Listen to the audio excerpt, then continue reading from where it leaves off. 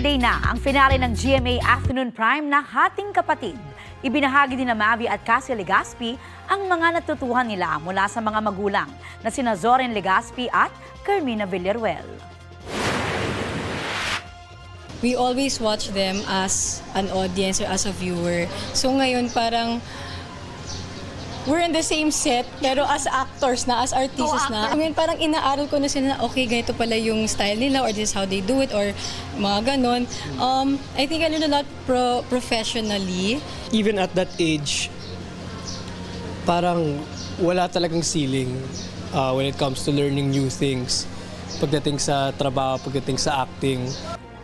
Sina Zoren at Carmina naman, pinuri ang pagiging professional ng kambal, pati na ang kanilang work ethic at pakikisama sa production staff.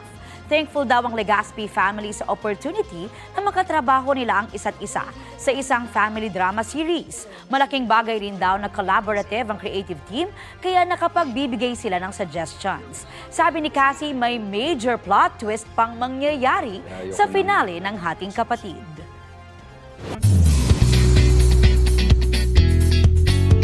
Sa unang pagkakataon, bibida si Sparkle Star at ex-PBB housemate Anton Venzon sa isang Kapuso series.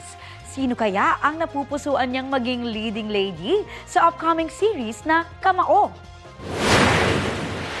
Kung sino magbigay sa akin ng management, why not?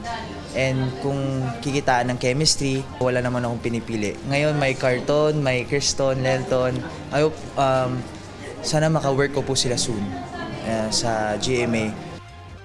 Sabi ni Anton, ang Kamao ay isang family drama at si sentro sa boxing. Pangako niya, gagawin niya ang kanyang best. Gagamitin niya raw ang natutuhan sa GMA Prime na mga batang riles. And speaking of mga batang riles, reunited si Anton sa co-star niya sa series na si Bruce Rowland.